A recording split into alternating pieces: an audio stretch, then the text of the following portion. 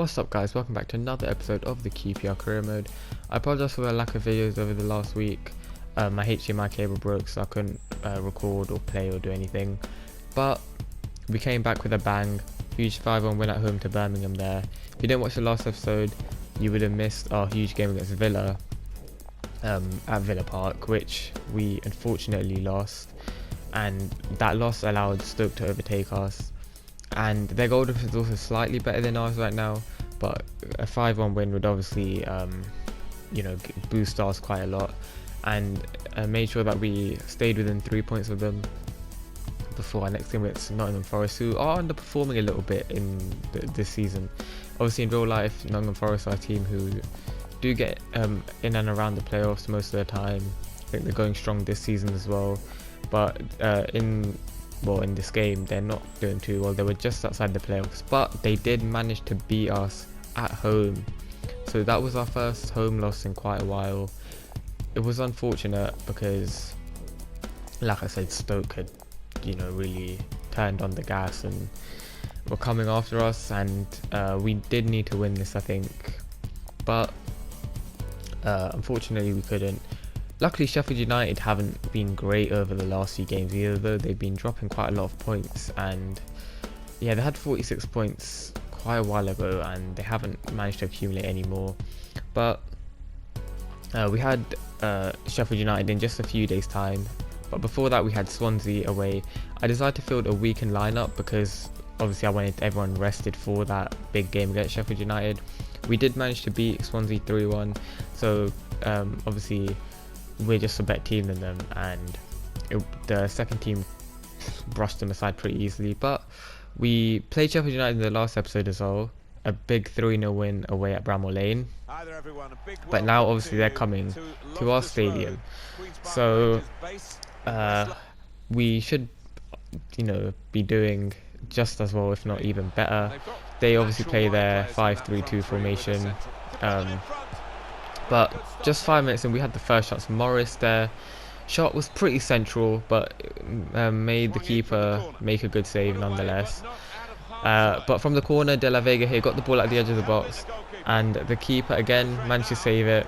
Sheffield United did get a clear for a throw in, but we were still pressuring them. We were showing them that the last game wasn't a fluke. And here Ezzy had the ball, beautiful little ball roll around the defender, and he cut back, made the defender carry on running, and he smashed it into the corner. Brilliant little goal from Ezzy.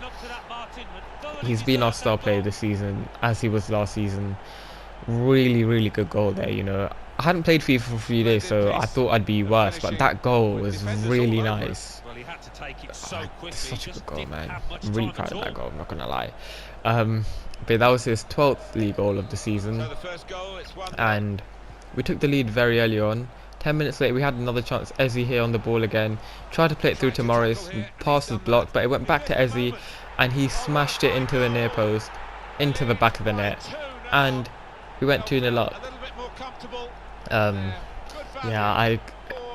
We did get very lucky with that goal, I won't lie. Obviously that pass ricocheted back to us, but Ezzy did really well to run into that space and just smash it in. Goalkeeper probably could have done a bit better, but I don't care at the end of the day. Ezzy has been, like I said, really good. And just a few minutes after that, De La Vega running down the wing here, as he does so often, still had it cut around the defender, and he had a chance here, shot, not great. Yeah, I don't know what happened there, but we went into half-time 2-0 up. Sheffield United hadn't even had a shot, we were all over them. But in the second half, they had a different game plan. They were trying to keep possession a lot more. Ball in here. They got it. What a block that was. Because if he hadn't done that, I think Roberts was beat. I think that would have just gone in. Luckily, though, they missed. And 70-minute mark, I decided to make a few subs. I took Ezzy off even though he was on a hat-trick, just because he was quite tired. And I also moved Leko up top and brought Jose Samuel onto the wing. And straight away, Leko played it through to Chair, who just placed it past the keeper, made it 3-0. And yeah, it was a really good move. As soon as he came on, Alan Smith said it there. he didn't touch the ball before this. But it was a really good pass from Leko as well. And although he hasn't scored, he got a good assist. And Chair, who had been quite unhappy throughout the course of the season, has been getting a bit more game time now. And that was the last action of the game. Nothing else really happened. A huge 3-0 win again over Sheffield United. We were the better team. They did play better in the second half, but they didn't play good enough. They had that one big chance that was blocked, but other than that, we were in control. We could have had a few more goals, I think. De La Vega probably should have done a bit better with his shot, but I mean, we won the match, so it's not the end of the world. Next game was away against Charlton, who are a bit of a more bottom end to middle championship team. I think they've been in League One not that long ago. So this was a game we should have been winning probably, but I decided to play my second team for it just because we had Forest in the FA Cup in a few days, and the board expectation was to get to the last 32, which I believe is like round 4, but this is obviously the third round. Still, obviously Forest had just beaten us a couple of days ago, and yeah, I obviously don't want to underestimate them, so I decided to play a weekend team against Charlton. Fortunately, more drop points in the championship, but yeah, it was disappointing, I can't lie. I was expecting a win, but it wasn't to be. We got a few more, well, we got our youth scouts back. Youth academy is not looking too bad, to be fair. A few players in there who could potentially make the step up, but the main good players are fullbacks, and the players we promoted last season. We promoted a centre forward in Morris, we promoted a centre back earlier this year, and we promoted 2 fullbacks last year as well. So I would like more centre backs, if I'm being honest, just because our centre backs are quite old now, and we only really have one, because Grant Hall does want to leave on loan, and he only has 6 months left of his contract, and it's not letting me negotiate because he wants to leave on loan. So I need a team to come in with a loan offer so I can loan him out, record him, and then yeah, then I can actually offer him a new contract. Hopefully he'll stay. He might get sold next season if we are promoted though, because I don't think he is Premier League quality. But yeah, our next game, obviously the Forest game in the FA Cup, we were away this time, unlike the first game in the league. They used a similar formation to us, 4-2-3-1. And yeah, I did want a bit of revenge on them, even though this was a FA Cup match. Morris got the ball straight away from kickoff. I wasn't expecting that, and unfortunately he only has 1-star skill, so I couldn't even do a ball or anything. Shot was terrible, should have done better, and the rebound unfortunately was offside, so we couldn't score there. But Forest had a huge chance just before the 10-minute mark. They hit the crossbar, and the shot really didn't look that powerful or anything, but it was clearly better than it looked. And 10 minutes later they scored. It was a really good move. I didn't read it at all. I didn't even see that guy ghosting in, and yeah, I just got done, to be honest. Guy made a good run from midfield, no one tracked him, he was in so much space, and Roberts couldn't do anything about that one, to be fair. But not too long after, Leko here did really well to beat his man, get past another, played it to Morris, who missed from literally 7 yards out. I don't know why he took it on his left foot. I know he has a 2-star weak foot, but he could have easily just shot that in front with his right. He's a professional football player, man. Like, how hard is it to score from there? He just had to tap it in. But the move was still alive, Ezzy, though his shot was taken while he was off balance. Obviously makes it a lot harder to score. But Forest had another huge chance here, a brilliant save from Roberts, and the ball ricochets off the crossbar. He managed to clear it, but Forest still had the ball here. We managed to tackle them and get it away though. And at half time you can see it was a very even game. I do think it was a bit harsh for us to be losing. We did have that huge chance with Morris.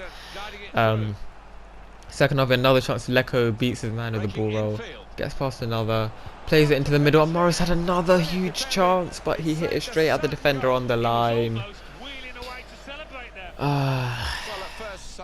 Yeah, it just looks like Morris he's not having a great season. should have scored there. De La Vega here had a chance a few minutes after. Keeper saved it and it went behind for a corner. From the corner, nothing happened. Manning, I do need to take him off corners. I think he hasn't really put in a good ball once, so I need to put Ezzy on them. I think he'll probably put in some better crosses. But we here, talking of Ezzy, he had the ball, cut back again, smashed it into the near post, and he leveled it for us. That was definitely what we deserved. We were so much better than them. I did, however, have to take Ezzy off because, again, he was tired. I also brought Jose Samuel for Lecco because he was also tired due to them two playing in the last match. They got subbed on by the computer, so yeah, that's why they were tired. With a huge chance here right at the end. De La Vega plays it to Chair, and he hit it wide. If that was Ezzy in that position, that's going in. That was in almost the same position that he was in the last match, where he actually scored from there. Unfortunately, Chair couldn't, and that result meant that the FA Cup third round will be going to a replay at Loftus Road.